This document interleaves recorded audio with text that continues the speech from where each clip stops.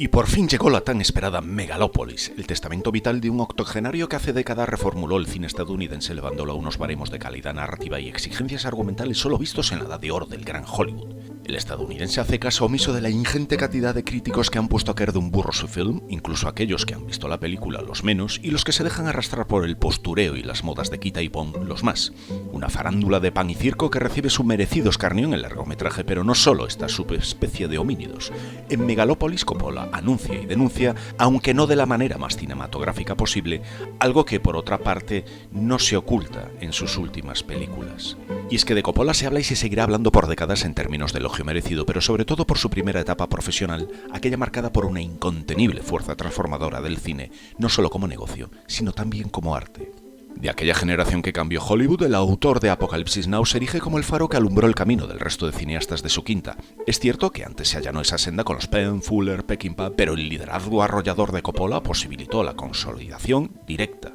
o indirectamente de otros cineastas como Lucas, Scorsese, Spielberg, Cimino, Friedkin, que empoderaron a los filmadores como auténticas estrellas del show business. Megalópolis fue un proyecto largamente aplazado por más de 40 años en donde intérpretes, guiones y financiaciones cayeron en desgracia por la sempiterna maldición de filmadores con una visión única pero de escaso atractivo para los estudios. Hay casos de sobra conocidos como el Don Quijote de Terry Gilliam, que numantinamente perseveró en la idea de llevar a la gran pantalla las desventuras del ingenioso hidalgo aun a costa de amistades, adicciones y enfermedades. Y al igual que el ofrecido por el americano de los Monty Python, el resultado final que nos propone Coppola poco o nada tiene que ver con lo planteado hace ya tantos años. Esta fábula menor, cuento simple que no sacia ni a los paladares menos exigentes, es una traslación actual de la caída de la Roma imperial al declive de lo que queda de los Estados Unidos, incapaz de hacer frente al liderazgo silencioso de la China ultracapitalista que se erige como futura dominadora global. Una nación, la americana, retratada como desamparada por los líderes de la vieja política que nada hacen por cambiar el status quo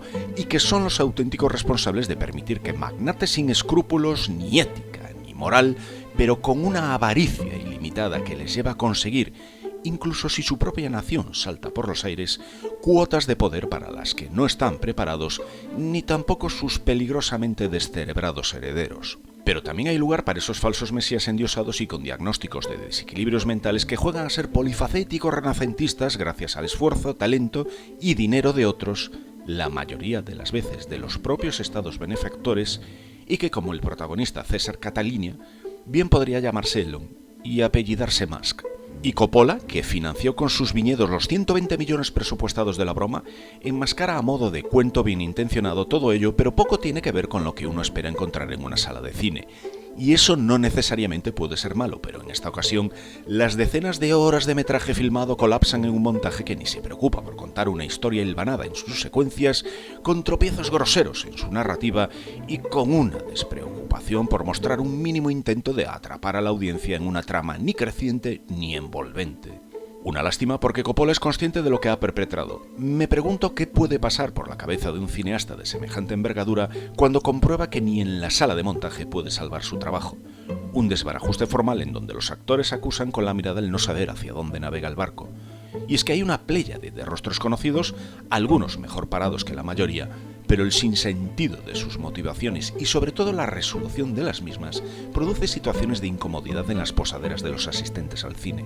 Mis monos no quieren hacer sangre ni con Adam Driver, irrelevante actor que inexplicablemente cuenta con el beneplácito de la profesión, ni con el desmelenado LeBouf, un trasunto del peor Nicolas Cage posible, aquel que desentonaba hasta el bochorno del parentesco obligado en la mítica Rumblefish. Pero lo cierto es que ni la fotogenia de Nathalie Emmanuel ni los esfuerzos achacosos de Jon Voight salvan el reparto que de tanto esplendor se marchita por exceso de luz. La evidente denuncia que el cineasta hace de la vacuidad de los usuarios de las redes sociales, la fácil manipulación que agitadores sin compasión hacen del pueblo llano, desfavorecido y anquilosado en su endémica vanagloria de la ignorancia, la podredumbre que ha alcanzado la más media sin ningún referente ético ni moral, el auge de los extremismos, del odio al diferente, del racismo económico socialmente aceptado. Todo ello está contado de manera atropellada, inconexa y burdamente, a modo de epílogo innecesario, pero supongo que Coppola se dirige al mayor espectro de audiencia posible, incluso a aquellos que jamás han entrado en una sala de cine. Algo parecido a lo intentado por Garland con su tramposa y efectista Cyberwar, más comedida y sutil en sus acusaciones, pero igual de fallida. Y aunque Coppola fuerza un final feliz por aquello de albergar un optimismo en las nuevas generaciones que se suponen más concienciadas al cambio climático, el epílogo no es sino el resumen de todo lo visto. Una producción en donde el propio cineasta reconoce no haber planificado en exceso. He dejado que la propia película siguiera su camino porque no sabía cómo hacerla, confiesa en una reciente entrevista. Me ahorro el hablaros también de la técnica en la película. No sé en dónde se ha gastado los 120 millones de dólares, pero sospecho que la partida para los efectos visuales no fue la más beneficiada por mucho alarde que Mihai Malamer se marque a lo Vittorio Storaro. Una dejadez en la orfebrería artística que no deja en buen lugar la postproducción de Megalópolis. Pero a pesar de todo esto, ¿cómo acabar este vídeo sin ánimo de cruel crítica? Pues la verdad es que Coppola con su dinero puede hacer lo que le venga en gana y aunque no creo que vuelva a dirigir otro largometraje, siempre es una buena excusa cualquiera de sus estrenos para ir hasta un cine a ver qué se le ocurre a un cineasta que en esta última obra cenital alaba el ingenio humano como algo único, salvaguarda de todo aquello que nos diferencia de bestias peludas y bípedos dementes y que ha posibilitado la aparición de los Da Vinci, Cervantes, Newton, Tesla o Le Guin. Auténticos receptores de esa filantropía de sabiduría, sanación y hospitalidad para con la humanidad, algo a lo que ha contribuido el propio cineasta con unas películas imperecederas que alimentan el alma de todos aquellos que se dejan abrazar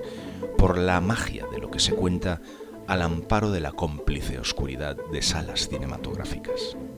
Gracias, maestro, por tanto y tan bueno, aunque Megalópolis no sea lo que hubiéramos querido ver como despedida profesional.